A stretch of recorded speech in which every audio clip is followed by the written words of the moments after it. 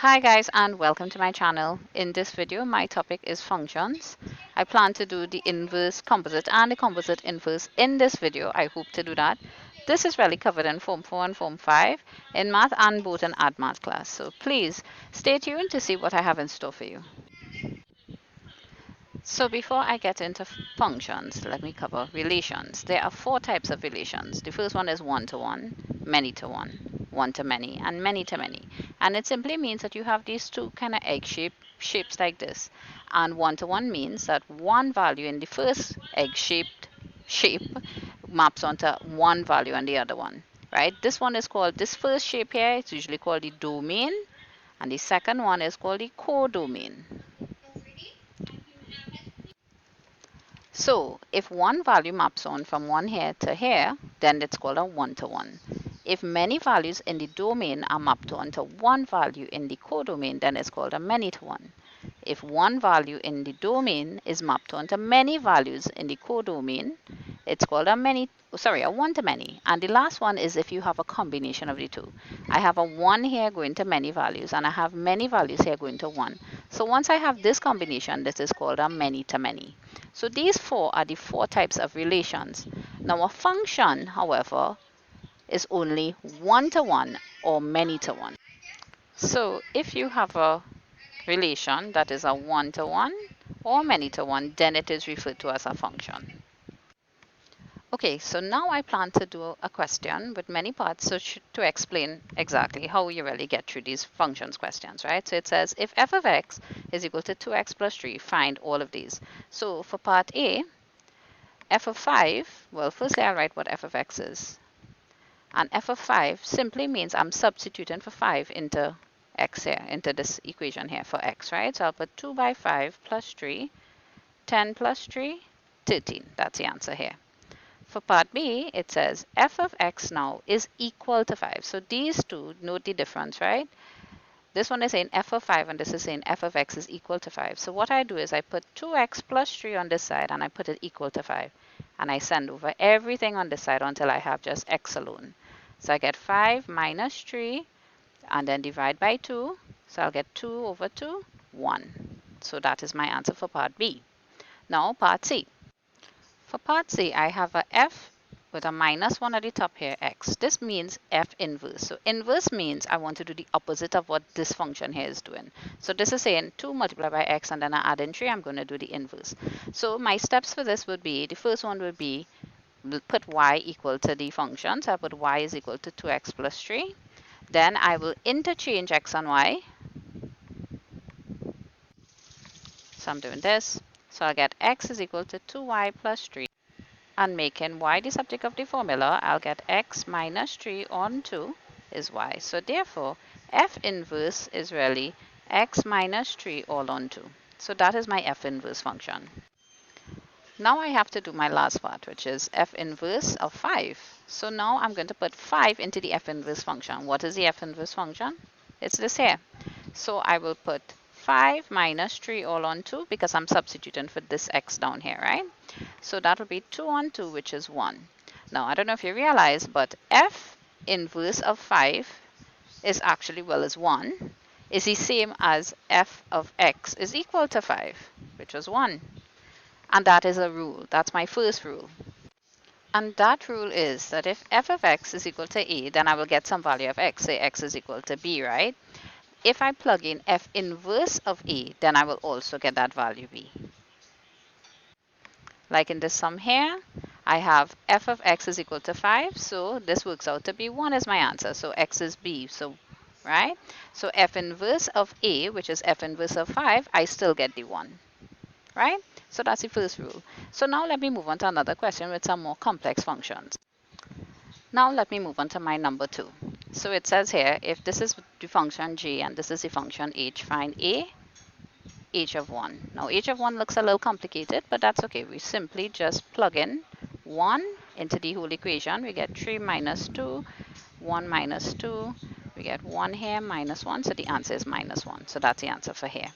Now for part B, h inverse of x. Now the steps are the same. What I wrote before, we interchange x and y. So we write y is equal to 3x minus 2, x minus 2. We interchange x and y, so I will put x here is equal to 3y minus 2, y minus 2. And then after interchanging, I make y the subject of the formula. So it's the same thing. I send this over. So I can start here. X by y minus 2 is equal to 3y minus 2. Expand in here, I will get this line. And now I bring all the y's together and all the x's together. So I get this. Factoring out y now. I'll get y bracket. And making y the subject of the formula, I'll get 2x minus 2. I'll just write the 2x first, and I send this over. So now everybody, this is the function h inverse of x. So now moving on to part C, which is gh of x, I will have to put the function h now. This is my first composite function, so I put an h now into g. So this function here now will go into g every time I have a x. So g is really x minus 4. So instead of writing x minus 4, I'll write 3x minus 2 all over x minus 2 minus 4. That is the gh function. Now, of course, I have to expand this. To expand this, I will simply find the LCM. So LCM will work like this.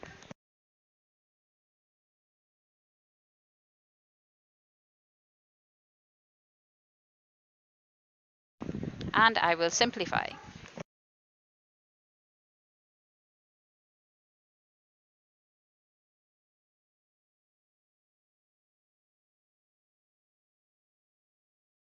So that, everybody, is my gh function.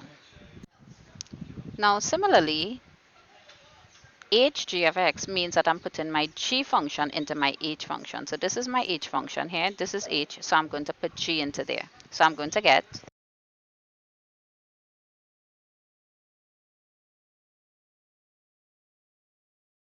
I'm putting in g into these.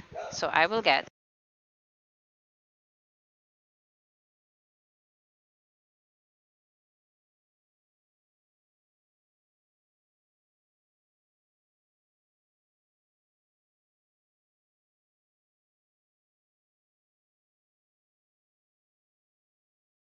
now just recapping, I just expanded and I simplified. So this, everybody, is my hg of x function. And this is my answer for my last part. Now let me go to my final question.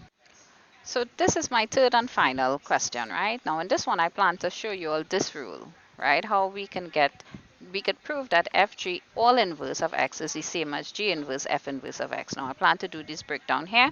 So let me begin. So part A. For me to get fg all inverse of x, I need to first find fg of x. So let me work to the side and get this. This means g is going into f. So the g function, this is going into f here. So fg of x will be 2 by x minus 4 plus 3. And simplifying this, I'll get 2x minus 5. So this is my fg of x function. So fg of x function, all inverse, will now be the inverse of this function. So applying the rules, I'll get this. Interchanging x and y, I'll get this now. And making y the subject of the formula, I'll get this. Y will be equal to x plus 5 all on 2. So this, everybody, is the fg all inverse of x function. This is the answer. X plus 5 all on 2. So now let me move on to part B, which is g inverse f inverse of x. I had h here by mistake, right? So I just changed that. G inverse f inverse of x means two things. I need to find f inverse of x first, then g inverse of x, and then substitute this into this. So let me start to do that. This will be y is equal to 2x plus 3, interchanging x is equal to 2y plus 3, making y the subject of the formula, x minus 3 all on 2. This is f inverse of x. Now g inverse of x now will similarly be the same thing. Y is equal to x minus 4, x is equal to y minus 4, so y will be x plus 4. So this is the g inverse of x function. So now I have, this is f inverse, this is g inverse, right? X plus 4. So g inverse f inverse of x means f inverse goes into g inverse. So this function here, guys, will go into g inverse here. Sorry about that. Right there. So g inverse f inverse of x will actually be, instead of x plus 4, I'll put x minus 3 on 2 plus 4. That's what it'll work out to be. Now, of course, I have to simplify. I could find LCM here. It'll be 2. Simplifying this, I'll get 2 by 4. I'll get x minus 3 plus 8 all on 2, which is x plus 5 all on 2. And guess what, guys? That's the same thing as here. X plus 5 all on 2. So I worked out this piece and this piece, and I proved that they are correct. So, everybody, please pay special attention to this. Fg all inverse of x is the same as g inverse f inverse of x. Now, of course, we could change up these letters here and put h and q1, whatever it is, but the order remains the same. The rule remains the same. If you have a particular order here, then it's a reverse order with the inverse on each one. Right? Now, for me to do these two parts, part C and D, will be pretty simple. So now, continuing at part C now, I have to find fg all inverse of 1. So I'm simply going to put in 1 here. So I'll get 1 plus 5 all on 2, 6 all on 2, 3 is my answer. So that's my answer for part C. Part D now is g inverse f inverse of 1. Let me see what that gives me. Substituting 1 here, I get a 3 again. So again, I've proven this, that once we have the functions written in a particular order with one inverse sign here, it is the same as writing the functions over in the opposite direction with inverse on each one. So thanks again, guys, for tuning in, and please feel free to like and subscribe, and of course share.